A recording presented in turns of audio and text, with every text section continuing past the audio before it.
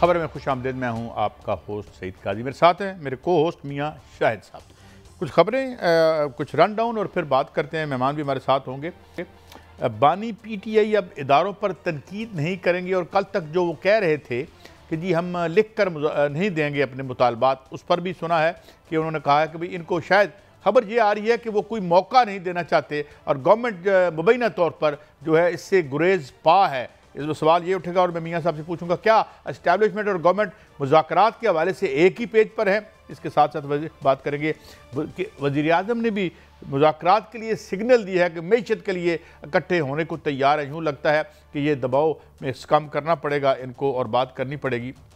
IMF ने के इनकार के बावजूद बिजली कैसे सस्ती हो सकती है। अब इल्ज़ामात हम IMF को दे रहे हैं, मगर जैसे हमने कल भी बात की थी, हमारे साथ डॉक्टर इकराम होंगे, उनसे पूछेंगे कि ये क्या मामला है।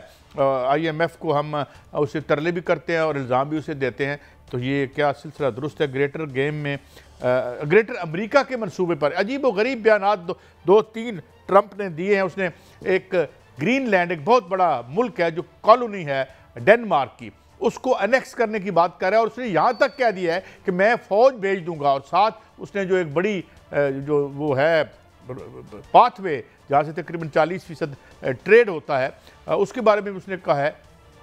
तो क्या उसको भी फ़ौज भेज के अमेरिका टेक ओवर कर लेगा। मगर अभी हमें ज्वाइन किया जुनैद अकबर साहब के मेंबर पार्लियामेंट हैं, कौमी असम्बली के मेंबर है। बहुत शुक्रिया जुनैद अकबर साहब। जुनैद साहब, ये अब आज एक और ब्रेक थ्रू ही कहेंगे हम कि अगर बानी पीटीआई ने कहा है कि ठीक है लिख के दे दें इनको और हम इदारों पे तनकीद भी नहीं करेंगे, तो क्या अब ये हम समझें कि ये, क्योंकि बहरहाल गवर्नमेंट के मफाद में तो नहीं है ये मुज़ाकरात, अगर होते हैं तो फिर कुर्बानी तो शायद गवर्नमेंट की हो सकती है, ये खौफ तो होता है उन्हें।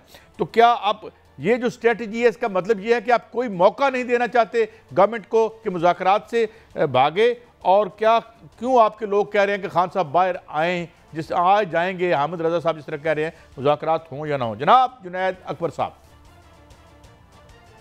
बिस्मिल्लाहिर्रहमानिर्रहीम, बड़ी मेहरबानी, शुक्रिया जी। पाकिस्तान तहरीक इंसाफ न पहले के भी हमने चाहा और न आज हम चाहेंगे कि हमारे इदारों पे तनकीद हो। ये इदारे हमारे हैं, कि हम इदारों पे तनकीद नहीं करते। तो पाकिस्तान तहरीक इंसाफ तो पहले भी नहीं चाहती थी और आज भी नहीं चाहते कि हम इदारों पे तनकीद करें, क्योंकि ये मुल्क हमारा है, ये इदारे हमारे हैं और हम चाहते हैं कि हमारे इदारे जो है वो मजबूत हो और हम चाहते हैं कि हम इदारों और अवाम के दरमियान फासले कम से कम हो। जी मियाँ शाहिद साहब, चूँकि आपके पास लेटेस्ट खबरें हैं तो मैं चाहूँगा ज़रा आप वो सवालात जो आपके ज़हन में आप पूछें। जुनैद साहब, 2 जनवरी को मुज़ाकरात जो हैं वो हुए थे और उसके बाद अब तक कोई भी सेशन नहीं हुआ। ये 7 दिन का कहा गया था। हुकूमत ये कहती है कि जेल मैनुअल के ख़िलाफ़ वर्जी है कि हम ओपन एयर मुलाकात कराएं बानी पीटीआई से मुज़ाकराती टीम की, और मुज़ाकराती टीम का ये इसरार है और इमरान खान का भी इसरार है कि ओपन एयर जो है वो मीटिंग होनी चाहिए। अगर ये नहीं होता तो आज इमरान खान ने कह भी दिया है कि अगर मीटिंग नहीं कराई जाती तो जो मुज़ाकरात हैं उसमें तात्तुल आएगा। आपको क्या लग रहा है सर कि क्या हुकूमत जो है वो जानबूझकर ऐसा कर रही है और आपको मुज़ाकरात होते हुए या कामयाब होते हुए नज़र आ रहे हैं? नहीं, असल में हुकूमत चाहती ही नहीं कि एक मुज़ाकरात कामयाब हो और हुकूमत यही बहाने करते हैं। यहाँ पर अगर जेल मैनुअल की बात होती है तो जेल मैनुअल उसी टाइम लोगों को याद आती है जब इनका जो है हमारी बात हो। इससे पहले जो जेल मैनुअल में जिस तरह होता है, जिस तरह आम कैदी को मिलने का मौका होता है, जिस तरह आम कैदी को वकील से मिलने का मौका होता है, तो फिर उसी टाइम जेल मैनुअल लोगों को याद नहीं आता। अगर आप किसी के, क्योंकि सबको पता है कि अगर हम पार्लियामेंट में है या असम्बली में है तो इमरान खान साहब की वजह से है और लोगों का सपोर्ट उसके साथ है, न मेरे साथ, न XYZ के साथ, न कोई मेंबर के साथ जो इस कमेटी का मेंबर है। तो इसके लिए ज़रूरी ये है कि इमरान खान साहब के साथ मशवरा हो, और मशवरे इस तरह नहीं होते कि आपके बंदे जो है उसके दरमियान बैठे हों, तो ये तो पॉसिबल नहीं है। अगर हुकूमत चाहे तो बिल्कुल ठीक है और नहीं है तो हम भी नहीं चाहते कि हुकूमत के मिन्नत करें। अगर हुकूमत वाकई चाहती है कि डायलाग आगे बढ़े, जमहूरियत आगे बढ़े, तो अच्छी बात है, वरना हमें पता है कि नहीं इस हुकूमत के पास कोई इख्तियार है, नहीं इस पोजीशन में है कि हम समय या कुछ दे सकते हैं या हम उसके से कुछ लेंगे। अकबर साहब एक और बात सब यही बात है कि हुकूमत के पास आप कह रहे हैं इख्तियार नहीं है, बाकी लोग भी ये कह रहे हैं कि मुज़ाकरात कहीं और हो रहे हैं। मोहतरमा अलीमा भी कल कह रही थी कि अली अमीन गंडापुर की जानिब से जो है वो एक पेशकश की गई कि मोहतरम इमरान खान साहब जो हैं वो बाहर बनीगाला आ जाएं। लेकिन आज ये खबर एक और भी आ रही है कि इमरान खान को सऊदी अरब जाने की भी पेशकश की जा रही है। जो पेशकश हो रही हैं ये कहाँ से हो रही हैं और अब पैगाम रिसान कौन है? क्योंकि ये कहा जा रहा है कि बुशरा बीबी उनको जो है कायल कर रही हैं। क्या आपके पास कोई खबर है, आपके पास कोई मालूमात है, या आप क्या समझते हैं कि कोई इमरान खान साहब रिहा हो रहे हैं? नहीं, इंशाल्लाह ताला हमें उम्मीद है कि इमरान खान साहब इसी साल रिहा होंगे, क्योंकि इस मौजूदा हुकूमत पे जो इंटरनेशनल प्रेशर है, आवाम का प्रेशर है, जो जितने इदारों के जो फासले बढ़े हैं, तो ये सब चाहते हैं कि इमरान खान, असल में ये तो चाहते हैं, ये इमरान खान को, इसमें इशू नहीं है कि इमरान खान को निकालने का इशू है, ये इमरान खान से एनआरओ अपने लिए चाहते हैं। और ये एक सिर्फ अली अमीन साहब के जरिए जो है ये मैसेज नहीं आया, कई और लोगों के जरिए भी ये मैसेज आया है, और ये पहले भी आया था कि इमरान खान को यही हुकूमत चाहती है, और इसके जो उनको लाने वाले भी यही चाहते हैं कि ये सिस्टम 2 साल और चले, 2026 तक। और यहाँ पर जो है बात रुकी हुई है, इमरान खान साहब इसी पे राजी नहीं हो रहे। बाकी ये नहीं है कि हमें कोई जल्दी है या हम चाहते हैं नारो, अभी हुकूमत इस पोजीशन में है कि वो इमरान खान से नारो मांग रही है, और यहाँ पे उसके लाने वाले भी यही को है, वो यही गारंटी चाहते हैं कि जो रियासत। जुनैद भाई मैं एक और चीज़ पूछना चाहता हूँ आपसे, क्या असल चैनल तो फिर मोहसिन नकवी साहब हैं, जिनकी बात गंडापुर साहब से होती रहती है, और जाहिर है वो जिस तरह से जो उनकी प्लेसमेंट है गवर्नमेंट में सबको अंदाज़ा है, वो ज़्यादा रिलायबल ज़रिया नहीं है अपनी बात मुनासिब जगह तक पहुँचाने के लिए? बिल्कुल, इसमें कोई दूसरी राय भी नहीं है और ये कोई छुपी बात भी नहीं है। इस हुकूमत के पास तो अपना कुछ है ही नहीं है। ये हुकूमत, मैं अक्सर कहता हूं कि ये तो अपने जिसके नाम पे उसको वोट मिला, वोट तो नहीं मिला, लेकिन जिसका नाम उसने इस्तेमाल किया वो उसको इंसाफ नहीं दे सकते, उसको वज़ीर आज़म नहीं बना सकते। असल में इख्तियारात का मंबा जो है वो मोहसिन नकवी साहब है, और मोहसिन नकवी साहब को लाने वाले हैं, तो उसी के जरिए बिल्कुल आप सही फरमा रहे हैं कि बात उसी की होगी। असली ताकत जो है इस हुकूमत में मोहसिन नकवी साहब के पास है, और आप सही फरमा रहे हैं कि वही जो है वो बेहतरीन जरिया है उन लोगों के साथ बात करने का। जी मियां साहब। जुनैद साहब, एक आज खबर एक और भी आई है कि इमरान खान ने एक ख्वाहिश का इजहार किया मोहतरमा हलीमा के साथ कि मैं अगर ज़मानत पर रिहा होता हूं तो मैं जो मुज़ाकरात हैं उनको लीड करूंगा। और अगर इमरान खान साहब लीड करते हैं, और आपसे सवाल सर ये है कि वो अगर ऐसा हो जाता है और ज़मानत पर रिहा हो जाते हैं, वो मुज़ाकरात में आ जाते हैं, तो क्या वो मियां नवाज शरीफ और आसिफ अली जरदारी के साथ बैठना पसंद करेंगे? नहीं, असल में जी यहाँ पर मैं दोबारा यही कहूँगा कि इन हुकूमत के पास, इनको पता है कि ये 17 सीटों के साथ ये हुकूमत उसने कब्जा किया है, तो मुलाकात तो बात तो उन लोगों के साथ होती है। यहाँ पर हमें पे यही तनकीद की जाती है कि आप लोग कह रहे हैं कि हमने इदारों के साथ आप बैठते हैं, तो ये इदारे हमारे मुल्क के इदारे हैं। तो बिल्कुल इमरान खान साहब, हम बात तो जरदारी साहब और शहबाज शरीफ साहब के साथ इस पोजीशन में नहीं है, बात उन लोगों के साथ होती है जिनके पास इख्तियार हो। तो अगर खान साहब खुद निकलेंगे तो सबको पता है कि इख्तियार किसके पास है, तो बात किसके साथ होगी। ये अच्छा जुनैद साहब, एक और बात कि दो बहुत बड़े मुआहदे, और बल्कि सबसे बड़े जो आप के लिए एक मसाइल थे, वो एक मैंडेट की वापसी थी और आर्टिकल 26 जिस तरीके से हुई वो सब, तो उससे क्या आपने परमानेंटली विदड्रॉ कर लिया है या टेक्टिकल रिट्रीट की है? नहीं जी, हम आज भी उस पर कायम है। ये नहीं है कि हम, असल में जब डायलॉग होती है, स्टार्ट जहाँ से ली जाती है, तो हमने 2 पॉइंट पे पहले बात की कि सियासी कैदी जो है उसको रहा करे, और जो हमारे साथ चौक में हुआ है और 9 मई की इंक्वायरी जो हम पे इल्ज़ाम है कि यार इसकी आप लोगों ने जो है दहशतगर्दी की और आप इदारों की तरफ आए, तो हम इसकी जुडिशरी इंक्वायरी चाहते हैं।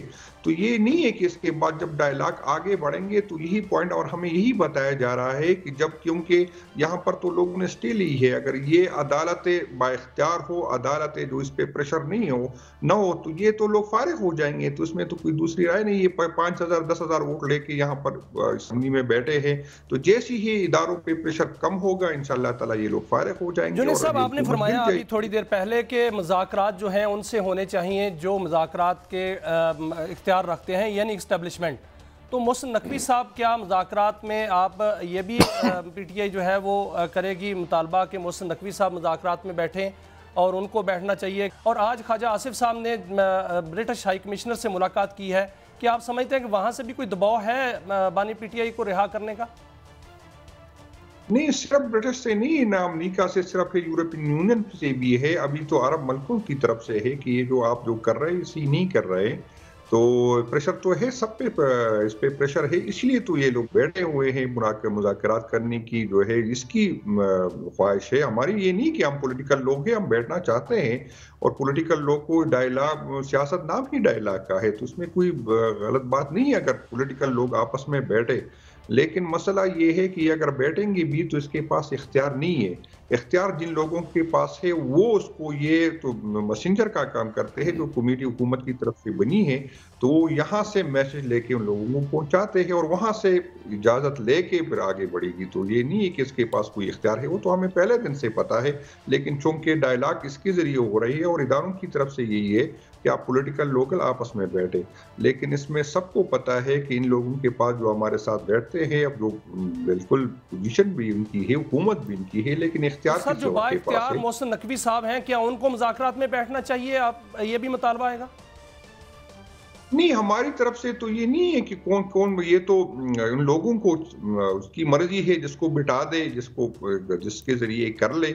तो लेकिन जुनैद अकबर साहब, अभी आपने कहा ना, मोहसिन नकवी साहब हमारे दोस्त हैं, मेरे तो भाइयों की तरह हैं, मैं उनके साथ काम भी करता रहा, उन्हें कौन उठा सकता है मुज़ाकराती टीम से। मगर बहुत शुक्रिया जनाब जुनैद अकबर साहब, आपने हमें मुख्तसर नोटिस पे टाइम दिया। नाज़रीन, ये है असल में मामलात, और मेरे ख्याल में we have hit the right nail कह लें या जो भी कह लें, कि ये असल मामलात कहाँ से और किस चैनल के ज़रिए हल होने हैं, और अल्लाह करे कि ये हल हों और हम आगे बढ़ सकें। ब्रेक है, ब्रेक के बाद हाजिर होंगे। बहुत कुछ है।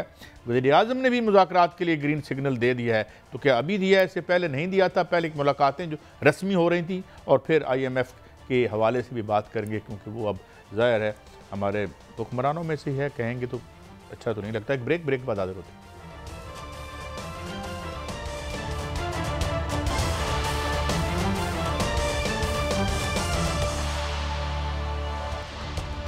Welcome back. नाज़रीन, हमें ज्वाइन किया है डॉक्टर इकरामुल हक, किसी तारुफ के मोहताज नहीं है, माहिर मेशत हैं, खारी हैं और बहुत कुछ। डॉक्टर साहब बहुत शुक्रिया। डॉक्टर साहब, एक बड़ा लॉजिकल सवाल है, मैं जिससे आगाज़ करना चाहता हूँ। खबर तो ये है कि GST को विड्रॉ करने की इजाज़त IMF नहीं दे रहा, और अब बिजली की कीमतों में जो है कमी की सबसे बड़ी सरकार जो फिंगर इशारा कर रही है वो IMF की तरफ कर रही है। मगर दूसरी तरफ सवाल मेरा ये है कि जब बिजली भी हमने खुद बनानी हो, हुकूमत भी करनी हो, तो कारोबार कौन करता है अपने मुनाफे में कमी करने के लिए? तो ये हमें ये इशारा, जिस तरह बैरूनी हाथ हुआ करता था, जब भी कोई काम हो जाए तो बार पा दो, ना FIR ना इंसाफ, तो ये भी कहते हैं जी अब IMF हमें नहीं कम करने देता, कैपेसिटी पेमेंट हम कम नहीं करेंगे और कम नहीं करेंगे। How do you look at this problem? ये कुछ सॉल्वेबल नहीं लगता मौजूदा कैफियत में। डू यू एग्री डॉक्टर साहब? ये जाहिर है कि अब IMF से वज़ीर-ए-आज़म मोहतरम भी कैबिनेट में भी और बाहर भी कहते हैं कि अच्छा हम ये करना चाहते हैं, मगर हमें इसके लिए IMF से इजाज़त लेनी पड़ेगी। तो ये अल्फाज जब मुल्क का जो चीफ एग्जीक्यूटिव है वो कहने लग जाए, तो फिर तो कोई बात ही नहीं रह जाती। यानी कि और भी मुल्कों ने IMF के प्रोग्राम लिए। हालिया आपको याद है बांग्लादेश ने लास्ट जब उनकी थोड़ी सी रेमिटेंसेस में कमी हुई, तो उनसे तो कोई ऐसी शराइत तय नहीं की गई, क्योंकि जाहिर है कि वो बार-बार तो IMF के पास नहीं जाते हैं, मगर हमने तो सारी अपनी लिमिट्स जो वहाँ STR आपके राइट्स होते हैं वो भी क्रॉस कर चुके हैं। अब हमें 6% के ऊपर लोन मिलता है, जो कि ऑलमोस्ट बैंक्स का ही रेट बन जाता है, फिर उसके ऊपर सरचार्ज, पेनल्टीज और पता नहीं क्या-क्या। मेरा ख्याल है कि अब IMF से जो हमारी महकूमी है वो उड़ान पाकिस्तान को भी नीचे गिरा देती है, क्योंकि एक तरफ उन्होंने कहा जी हम अपनी ग्रोथ को ऊपर ले जाएंगे, और साथ ही अगले दिन वज़ीर ख़जाना मोहतरम ने कहा जी सॉरी, हम ये ग्रोथ के रेट बिल्कुल नहीं कर सकते, क्योंकि स्टेबलाइजेशन का प्रोग्राम जो हमने IMF के साथ तय किया वो इस बात की इजाज़त ही नहीं देता। सॉवरेनिटी नाम की तो अब काजी साहब कोई बात रह नहीं गई जहाँ तक पाकिस्तान की मईशत का ताल्लुक है। और हम बहुत अरसे से नहीं, बल्कि आपको याद होगा कि एक किताब जिसको मैंने 9/11 से पहले लिखा, Pakistan from drug trap to debt trap, उस वक्त इशारा कर दिया था कि आने वाले दिनों में वो हमें ज़बरदस्त डेट ट्रैप में लेकर आएंगे और फिर वो आहिस्ता आहिस्ता हमें बिल्कुल क्रिपल कर देंगे, क्योंकि एक न्यूक्लियर स्टेट को टूथलेस करने का एक ये बहुत उन्होंने तरीका बहुत गौर से सोचा तो जो हम पे उन्होंने मईशत का वार किया वो हमारे लोगों को समझ ही नहीं आया। अब तो बड़ी खुशी से ये कहते हैं जब थोड़ी-सी इनको एक भी ट्रांश मिल जाए तो ऐसा जश्न मनाते हैं कि पता नहीं कौन-सा किला फ़तह कर लिया है। तो ये डॉक्टर इतनी साहब, आप थोड़ा कॉन्ट्रडिक्शन सा अब आ हमारी गई है। रहनुमाई कीजिएगा और हमारे नाजरीन को भी बताइएगा। शायद वज़ीर आज़म को लगता है कि या तो अंधेरे में रखा जा रहा है या वज़ीर आज़म जो है वो बात बताना नहीं चाह रहे, जो कि सच नेपरा ने बताया है कि अगर IMF सेल्स टैक्स पे नहीं भी मान रहा तो वो एक यूनिट में 7 रुपये 50 पैसे बनता है। बाकी जो टैक्सेस हैं जिसमें 7 रुपये 50 पैसे बाकी सरचार्जेस बनते हैं, 17 रुपये 1 पैसे की कैपेसिटी बनती है, 78 पैसे फ़ी यूनिट की आइंदा साल की एडजस्टमेंट बनती है। इसको कम कर दिया जाए, इसको कम करके 25 रुपये ये बनते हैं। अगर 45 रुपये में से 25 रुपये निकाले जाए तो 20 रुपये ये बन जाते हैं। आप GST रहने जी, दें। बिल्कुल। तो क्या ये मशवरा नेपरा की तरफ से जो दिया गया है ये वज़ीर आज़म तक नहीं पहुंचता, या वज़ीर आज़म खुद इस तरह की बातें करके अवाम को एतमाद में लेना चाह रहे हैं? सिर्फ ये एक अपने एक इमेज के मैं तो चाहता हूँ, मगर मजबूरियाँ इतनी बढ़ गई हैं। अब कोई मजबूरियाँ नहीं बढ़ गई हैं। अगर ये आज भी अपने अखराजात जो हैं और जो टैक्स एग्जम्पशंस हैं वो ख़त्म कर दें तो IMF को कोई इतराज़ नहीं होगा। उनका मसला तो फिस्कल डेफिसिट है ना, कि एक हद के अंदर वो कहते हैं कि इसको आप 4% पे ले आएँ आहिस्ता-आहिस्ता। अभी हम अगर 8% पे अपना फिस्कल डेफिसिट लेकर पहुँचे हुए हैं, तो उसमें ये बड़ी वजह यही है कि यूटिलिटीज़ की चीज़ों के ऊपर टैक्स लगा-लगा कर हम उधर FBR का बजट ज़्यादा दिखाने की कोशिश करते हैं। उसका सारा बोझ अवाम पे पड़ता है क्योंकि वो अपनी मुराद तो छोड़ने को तैयार ही नहीं है। अभी मैं अर्ज़ करूँ आपसे, आज ही मैं बैठा इसकी दोबारा जायज़ा ले रहा था। अब वो 8 ट्रिलियन से भी थोड़ा-सा क्रॉस कर गई हैं जो टैक्स एग्जम्पशंस हैं, और वो अवाम को एक ही रुख दिखाते हैं कि जी दरअसल हम अब बहुत, ऐसी भी कोई बात नहीं है कि IMF ने हमारे हाथ पे पीछे से बाँध दी और वो हमारे आँखों के ऊपर भी उन्होंने कोई काली पट्टी बाँध दी है। ये शराफिया का भी अब एक तरीका बन गया है कि सारा जो है वो स्केपगोट IMF को बना दे और अपनी याशियां जारी सर, रखें। आपने अभी एक आप बात जरा की, देखिए, आपने कहा कि हुकूमत अपने अखराजात कम करे। कल हुकूमत ने एक फ़लसफ़ा दिया है अखराजात कम करने का, 900 अरब रुपए के अखराजात कम करने की राइट साइजिंग का एक फ़लसफ़ा जो है वो सामने रखा गया है, और उसमें 1.5 लाख सामिया ख़त्म करने का कहा गया है। 22 जो 43 मिनिस्ट्रियाँ हैं उनमें से कुछ मिनिस्ट्रियाँ बंद करने का कहा गया है, 40 अदारे बंद करने का कहा गया है, क्लास 4 की जो असामियाँ हैं उनको ख़त्म करने का कहा गया है, उनको आउटसोर्स करने का क्या कहा गया है। ये राइट साइजिंग का जो मंसूबा है ये आपको काबिल अमल लग रहा है सर, कि अब क्या आउटसोर्सिंग करने से इसका नुकसान, उल्टा नुकसान नहीं हो जाएगा? देखिए सबसे मसला यही है कि जहाँ तक तो निचले तबकात का है, चाहे वो उनके अपने मुलाजम पेशा लोग क्यों ना हो, उनके निकाल देने का, आउटसोर्स कर देने का, हमने स्कूल आउटसोर्स कर दिया, अस्पताल आउटसोर्स कर दिया, उनको कोई फ़र्क नहीं पड़ता क्योंकि वो तो चाहते हैं कि ये और भी पैसे। मैं अर्ज़ कर रहा था कि जो शराकिया को मराहत मिली हुई है टैक्स की ही सिर्फ वो 4 ट्रिलियन तक पहुंच गई, तो उसकी तरफ कभी कोई बहस आपने देखी है? कभी वज़ीर आज़म मोहतरम को तो किसी साफ़ी ने सवाल भी नहीं पूछा कि जनाब आप सारा हम पे जो बोझ डाले जा रहे हैं, आपने 45% टैक्स रेट कर दिया सैलरीड लोगों का, तो ये अमरात किस लिए आपने ले रखी हैं? तो क्या ज़रूरी है कि इस मुल्क में जो बहुत ऊपर के तबकात हैं वो अपनी जुडिशल अलाउंस और दूसरे जो उनके बहुत बड़े-बड़े घर हैं और ये सारे, उसमें मैं सिर्फ ये डॉक्टर साहब, मैं माफ़ी चाहता हूँ, एक बात मैं और पूछना चाहूँगा। ये अभी जो मियाँ साहब दे रहे थे फिगर के, जनाब ये IMF के 7.5 रुपये देने के बावजूद ये जो बीच में से पैसे हैं जो कमाते हैं, ये सब ये लगा के हम पे टैक्स, ये कहाँ इस्तेमाल करते हैं? वो अपना डेफिसिट कम करने के लिए करते हैं या अपनी अपनी जो एक पुरतय्युश ज़िंदगी है उसको फंड करने के लिए करते हैं? कायद साहब देखिए, उनके जो वो याशिया वो तो अपनी जगह है, मगर आपको पता है ना सूद की मद में पैसे अदा करने होते हैं। अब तो हमारे जो बड़े बड़े बैंकर्स के मालिकान हैं उन्होंने वो बैंक्स भी तो ज़ाती मलकियत में ही रखे हुए हैं ना, सारे कंट्रोलिंग शेयर तो अपने पास रख लिए। कौन सी कोई वो जब प्राइवेटाइज हुए थे तो बहुत सी पब्लिक लिमिटेड कंपनीज बन गई थी, वो भी सारे का सारा एक फैमिली बिजनेस है। अब ये सारा पैसा सेठों को देते हैं, सेठों से जो वो हमसे जो सूद की मद में आप देखिए कि फिर वो आपको पता ही है कि पहले स्टेट बैंक जो है उनको एक लिक्विडिटी क्रिएट करके देता है, तो एक तरफ स्टेट बैंक की इनकम बढ़ती जा रही है, उसके बेनिफिशियल खुद हुकूमत है, वहां से वो फिर अपनी याशिया पूरी करती है। जो सेठ मोटे हो रहे हैं उनसे फिर टैक्स आपको देखा 44 जमा 10 54% तक टैक्स ले गए हैं बैंक का। तो ये मिल मिला के ऊपर के तबकात अमीर होते जा रहे हैं, उनकी याशियाँ जो हमारी रियासती शराफिया की है वो तो किसी तरह ख़त्म नहीं हो रही। आप एक फेडरल सेक्रेटरी की ज़रा सैलरी उसकी मराद देखें तो आदमी हैरान रह जाता है, और उनका जोर चलता है क्लास 4 के मुलाजमीन को निकालने पर।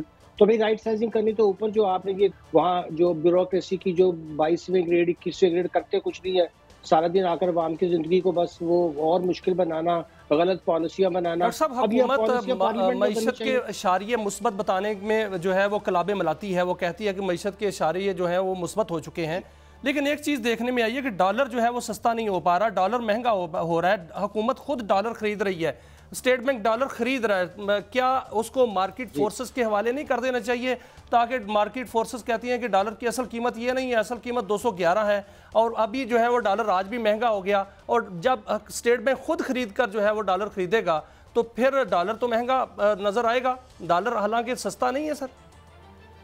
जी बिल्कुल ठीक फरमा रहे हैं आप। दरअसल ये भी मैं अर्ज कर रहा हूँ ना कि वो ज़मीन आसमान के कलाबे आपने सही कहा मिलाते हैं, मगर हमारी डिपेंडेंस बढ़ती ही चली जा रही है कर्जों की।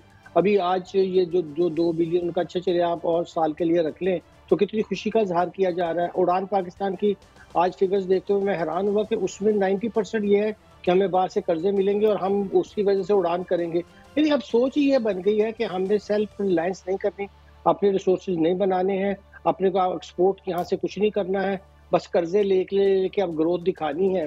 तो ये सब एक माइंडसेट बन गया है, और उसके लिए आप सही फरमा रहे हैं सर, कि आपकी गहरी एक नजर है इकॉनमी फोकस। पे। क्या डॉलर की इस वक्त असल कीमत क्या है, और बिजली का जो यूनिट है वो कितने का होना चाहिए सर आम सार्फिन के लिए?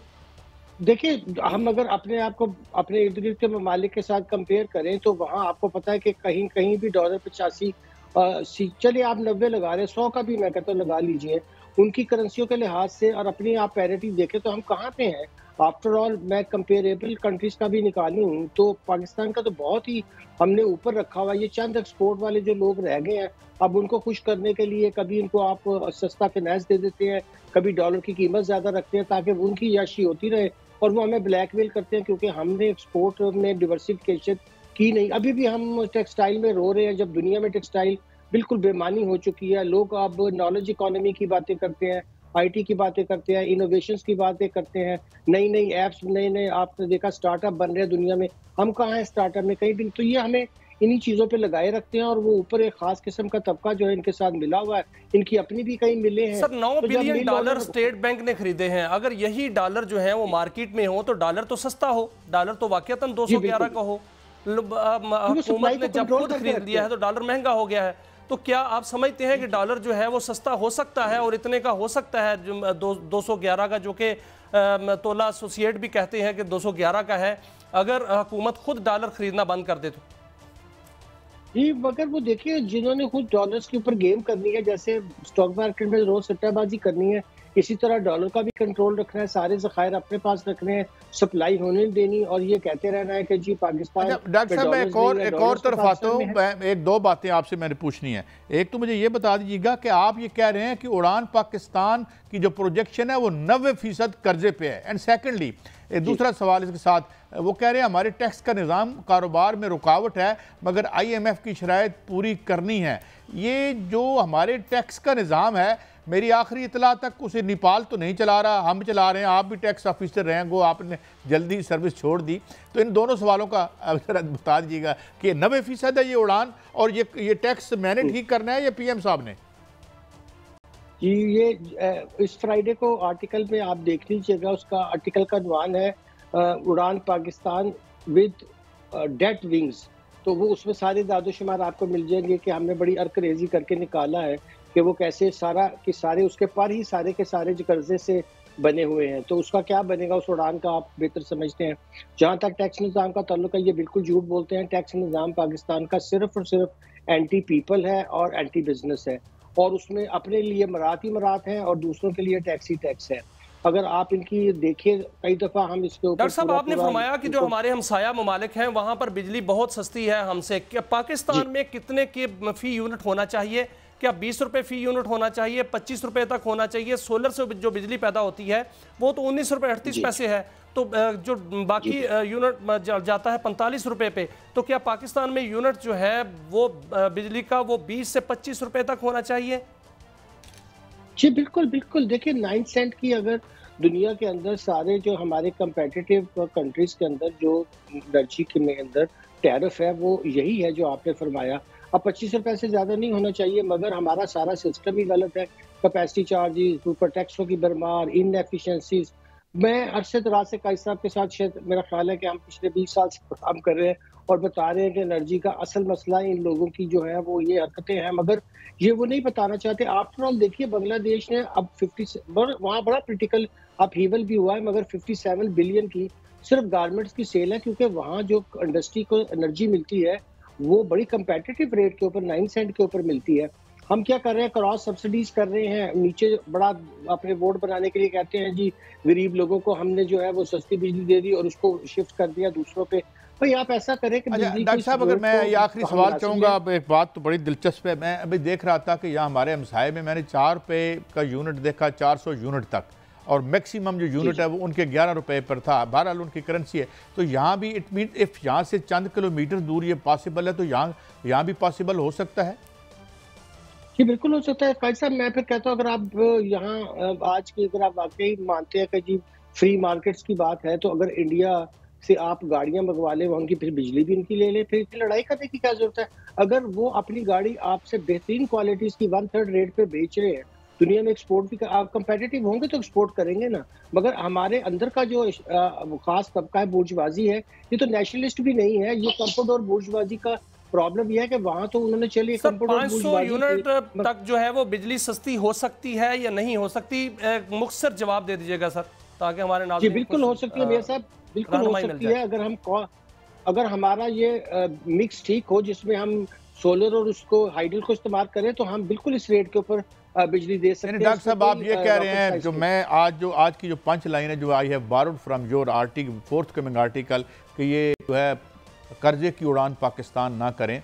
उड़ान तो होनी चाहिए जिसके लिए हम और सब लोग तरसते रहते हैं। बहुत शुक्रिया डॉक्टर इकरामुल हक, आप हमें एनलाइटन करते हैं और हम चीज़ों को समझने की कोशिश करते हैं और ये भी कोशिश करते हैं कि हमें इसे बेहतर कर लेना चाहिए। एक ब्रेक के बाद वापस आएंगे तो ग्रेटर अमेरिका और ये क्या क्या बातें कर रहे हैं ट्रंप साहब कि मैं फ़ौजें भेज के दुनिया में वहाँ पे पनामा पे कब्ज़ा कर लूँगा, मैं ग्रीनलैंड पे कब्ज़ा कर लूँगा। तो व्हाट्स गोइंग ऑन, एक ब्रेक के बाद।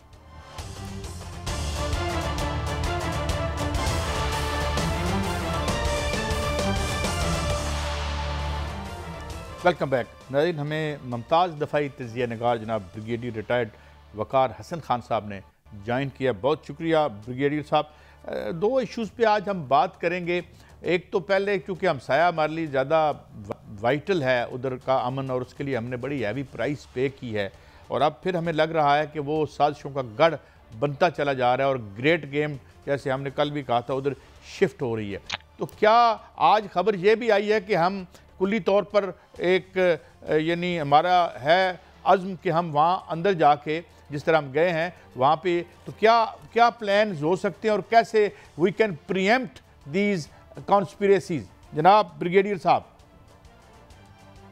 आई थिंक अफगानिस्तान की एक्सपेक्टेशन ये थी 2021 के बाद के हालात बेहतर होंगे, लेकिन सबको पता है अभी तालिबान को as a tool of policy use कर रहे हैं टेररिज्म को।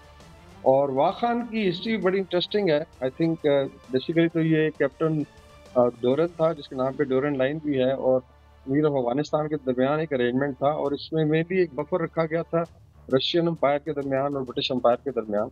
और अगर इसका देखें इसकी अवेलेबिलिटी बहुत ज़्यादा है। अगर इसको तशबीह देनी है तो लोग चिकन नेक कहते हैं, ज़्यादा ही ऊँट की गर्दन की तरह है। अफगानिस्तान को अगर आप ऊँट देखें तो लेट्स से उसकी नेक जो है बाज़ जगह पे ये 13 किलोमीटर है टोटल चौड़ी, और बल्कि अगर पाकिस्तान में आप खड़े हों इस तरफ चित्राल वाली साइड पे तो पहली तरफ से आपको लाइटें नजर आती हैं ताजिकिस्तान कितना नैरो है, और बाज़ जगह पे ये 65 किलोमीटर है, और इसकी लेंथ जो है वो तकरीबन 350 किलोमीटर। टेक्निकली यानी अगर आपने डिफेंड करना है इसको तो बहुत मुश्किल है। एक तो ये ऑलमोस्ट जिस तरह सचिन ग्लेशियर है उस तरह की हाइट्स हैं, यानी 16,000 17,000 फुट, स्पेशली चाइना वाली साइड पे जब वाक़ खान कॉरिडोर वहाँ पे जाके मिलता है। तो एक तो ये है कि अगर तो लेट्स से ज़रूरत पड़ती है तो मिलिटरली जो है ये एक अच्छा ऑप्शन है।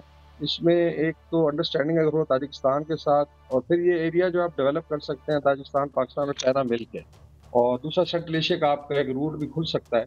साहब आपने वाक़ खान की बात की है, और वाक़ खान की जो पट्टी है वहाँ पर चीन भी नाराज़ है इनसे, तालिबान से, क्योंकि वहाँ सिंकियांग सूबा जो लगता है वहाँ से कुछ बागी जो है वहाँ आते हैं और वहाँ पर पनाह लेते हैं। जिस तरह TTP वहाँ पर पनाह लेती है।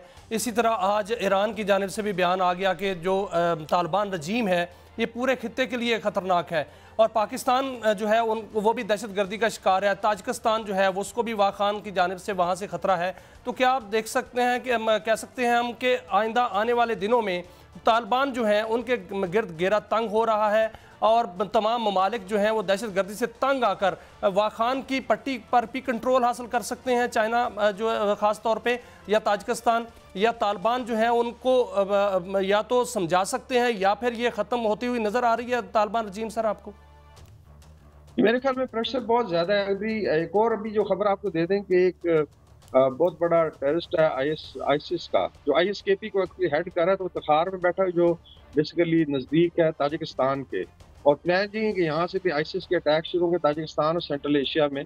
और ये अमेरिकन ने खुद लीक आउट किया है। उसमें बेसिकली उनकी SSG जो है ताजिकिस्तान के वहाँ से भगोड़ा हुआ था, फिर ये इराक और सीरिया का, वहाँ से भी आके अफगानिस्तान में। तो इसका मतलब सेंट्रल एशिया में अभी जो नेक्स्ट गेम होनी है उसमें टेररिज्म अगर होना है ISKP का, तो ये बेसिकली अफगानिस्तान इसका बेस होगा। बीच में आपने देखा कि कुछ विजिट्स हुए हैं ताजिकिस्तान के जिसमें इंफॉर्मेशन एक्सचेंज की गई है। चाइना ने कभी नहीं खोला बड़ा कुछ कि तालिबान ने कि जी हमें बीच में रूट, बिकॉज डेवलपमेंट बड़ी मुश्किल है।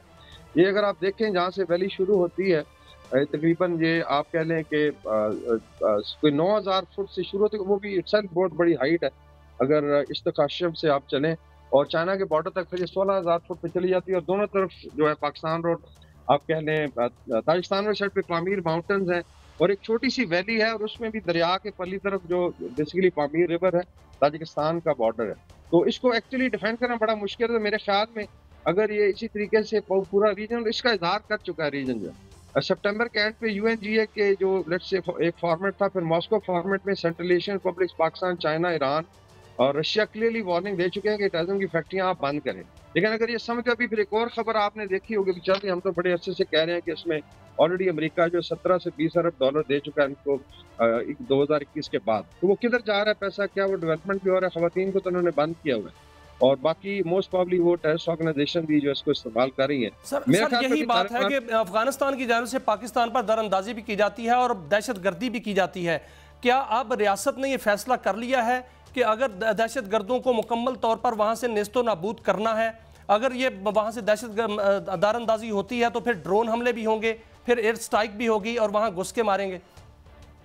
ये बिल्कुल इसमें देखें सारी ऑप्शन टेबल पे हैं। पाकिस्तान ने 2 दफ़ा एक्सरसाइज की इस साल मार्च में और उसके बाद अभी जो हुआ है दिसंबर में, और उसमें पाकिस्तान ने करके दिखाया है। दूसरा ये है कि तालिबान को ऑलरेडी जो नॉर्थर्न रेजिस्टेंस फ्रंट नया बना जिसको शुमाली इत्तेहाद था पुराना, उधर से भी वो क्लेम कर रहे हैं कि हर महीने तकरीबन 200 अटैक्स हो रहे हैं डिफरेंट जगहों पे, और जो नॉर्थ ईस्ट से बड़ा मुश्किल होता जा रहा है। उसमें मेरे ख्याल में अगर ताजिकिस्तान, पाकिस्तान और चाइना की अंडरस्टैंडिंग हो तो इसको आई थिंक क्लोज करना कितना मुश्किल नहीं होगा। ये जरूर है कि एक ग्लेशियरिक एरिया है। डॉक्टर साहब, ब्रिगेडियर साहब सॉरी माफ़ी, मैं एक थोड़ी सी और तरफ आना चाहता हूँ कि ये अजीब से रंग बदल रहे हैं ट्रंप साहब के जूं जूं उनकी इक़्तिदार के करीब आ रहे हैं। अब वो कहते हैं जी मैं ग्रीनलैंड को भी जो है वो अनेक्स करूंगा, और ही रूल आउट किया उन्होंने कि जी हम यानी उन्होंने कहा कि हम टेसिटली उन्होंने कहा कि हम फौजकशी भी कर सकते हैं, और पनामा पर भी। क्या दुनिया में ये हो सकता है? और क्या इसमें जो दीगर ताकतें हैं ख़ासकर चाइना, वो खामोश रहेगा? How do you see it playing out sir?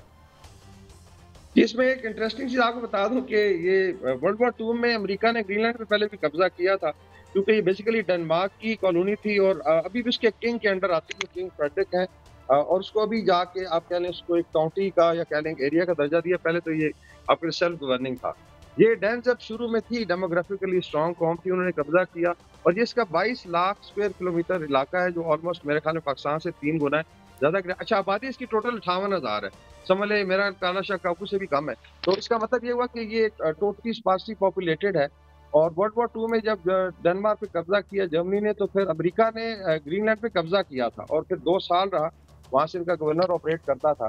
और अभी ये बड़ा इशू बन रहा है कि आइसलैंड और जो ग्रीनलैंड है आहिस्ता आहिस्ता they are becoming untenable from population point of view, ना उनको डेनमार्क सस्टेन कर सक रहा है। आगे अगर ग्लोबल वार्मिंग होती है, सारी दुनिया कह रही है कि कनाडा, आइसलैंड और ग्रीनलैंड ये नए इलाके होंगे जहाँ पे कॉलोनियाँ बनेंगी, बिकॉज ग्लोबल वार्मिंग के बाद ये इलाका पूरा आबाद हो सकता है और साउथ से नॉर्थ माइग्रेशन। तो मेरा ख्याल लॉन्ग टर्म ये शायद पहले भी स्ट्रेटजी रही है यूएस की लेकिन ट्रंप साहब ने बहुत ओपनली इसका इजहार किया, जिसमें यूरोपियन यूनियन भी बड़ी नाखुश है।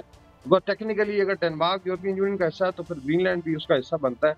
और इस तरीके से पानामा को मोनोपलाइज करने की जो इन्होंने बात की, डिस्पाइट के पानामा ने इनको अलाउ किया कि कैनाल बनाए, और इसमें मोनो डॉक्ट्रिन के अच्छा तहत ब्रिगेड साहब, एक और बात की, क्योंकि कुछ मैं एक वीडियो भी अभी देख रहा था, आई वुड वेरीफाई इट। एक अमेरिकन जनरल कह रहे थे कि we are only loyal to our constitution, तो उनकी एक अपोजिशन भी आ रही है, और ये भी वहाँ राय है वहाँ की जो लेफ़्ट के लोग हैं, उनका जो लेफ़्ट है कि जी ये सूटेबल हैं या नहीं हैं, यहाँ तक कह रहे हैं उनके अखबारात इस ऑफिस के लिए। तो डू यू थिंक कि American establishment would be at his disposal to ये जो इतने फैंटेस्टिक जो आइडियाज़ हैं उनकी इम्प्लीमेंटेशन के लिए? इसमें देखें बड़ा आई वुड से कि बड़ी डायकॉटमी है पॉलिसी में। जहाँ रशिया जो है वहाँ जहाँ पे एस्टेब्लिशमेंट चाहती है कि लड़ाई जारी रहे, वहाँ पे पुल आउट करना चाहते हैं ट्रम्प साहब, और जो है बेसिकली ये जो नए फ्रंट है वो खोलना चाहते हैं। Basically goes against you know, specially अगर इसको यूरो अटलांटिक जो अलायंस कहलाती है या नेटो है। बेसिकली नेटो मीन्स के सारे आपस में मिल के एक दूसरे हेल्प करते हैं, इस तरह नहीं कि नेटो के मेंबर के आप जाके कब्जा कर लें। तो दूसरा भी कुछ अटैक्स हुए हैं जिसमें कहा जा रहा है कि शायद उसका, क्योंकि उसमें सर्विंग एक फौजी था ग्रीन बैरेट का, जिसने हमला किया ट्रम्प के होटल के बाहर। उसके पहले जो है एक और रिटायर्ड फौजी ने अटैक किया, जो है वो ईरान में रजीम चेंज पर काम कर रहे हैं, और इस हवाले से ये डेवलपमेंट सामने आ रही है कि CIA और मोसाद ने ये काम शुरू कर दिया है कि वहाँ पर पासदारान इनकलाब और फ़ौज को आमने सामने लाया जाएगा। लिबरलिज्म के नाम पर एहतजाज और हंगामे जो हैं बर्पा किए जाएंगे। क्या आप समझते हैं कि ऐसा होना हो जाएगा, और क्या पासदारान इनकलाब या ईरानी अवाम जो है वो इस चीज़ की इजाज़त दे देंगे कि वहाँ रजीम चेंज हो जाए?